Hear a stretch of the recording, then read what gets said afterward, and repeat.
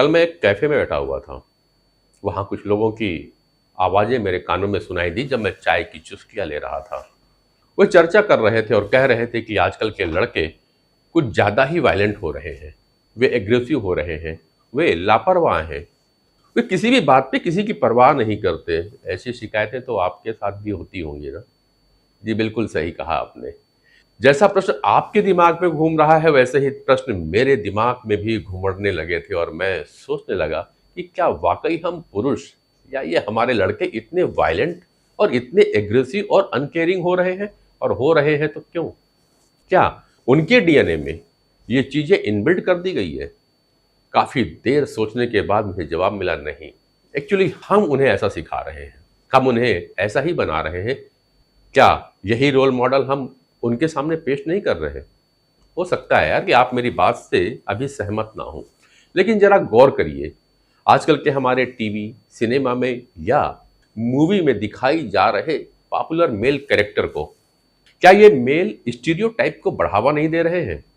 वे भी तो एग्रेसिव दिखते हैं, किसी की केयर नहीं करते, पेरेंट्स की बातें नहीं सुनते, सिगरेट, ड्रग्स, शराब जैसी चीजों में वे अक्सर इन्वॉल्व रहते हैं।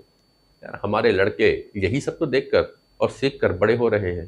टीवी में, मूवीज में दिखाया जा रहा है कि स्कूल में, फुटबॉल टीम में, घर मोहल्लों में, पब्लिक प्लेसेस में जो लड़के वायलेंट एक्टिविटी में इन्वॉल्व रहते हैं, जो प्ले बॉय टाइप के होते हैं, जो बहुत सारी लड़कियों के साथ चीट करते हैं, उन्हीं पे तो सबसे खूबसूरत लड़कियां फिदा हो जाती हैं, प्यार करने लगती हैं।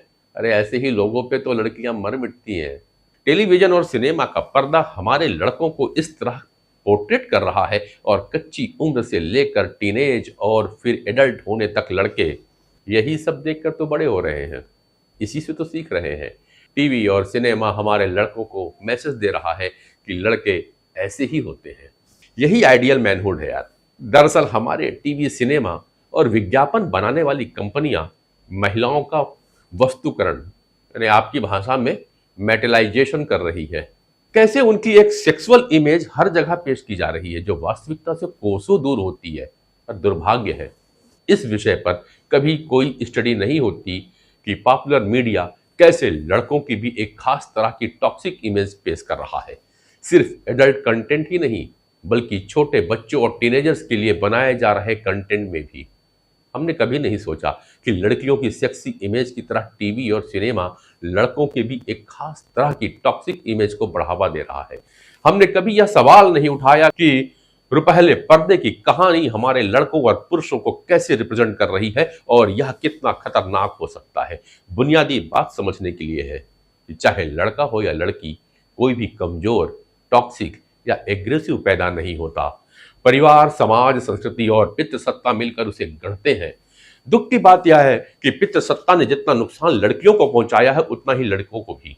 फिर भी लड़कों को लगता है कि पैट्रियार्की उनके हाथ में है। हमारे देश में आज जो भी लड़के बड़े हो रहे हैं, वे कच्ची मिट्टी की तरह हैं। वे कैसे इंसान बनेंगे, कैसे पुरुष बनेंगे, यह हम पर निर्भर करता है कि हम उन्हें कैसा बनाना चाहते हैं और कैसा बनाने जा रहे हैं। हम कौन सा रोल मॉडल उनके सामने पेश करते हैं, लेकिन सवाल यह है कि हम अपनी इस जिम्मेदारी का कितने ढंग से निर्वहन करते हैं। सवाल मैं आपके लिए छोड़ रहा हूं, विचार जरूर करिएगा, और हो सके तो मुझे लिख भेजिएगा कमेंट्स बॉक्स पे।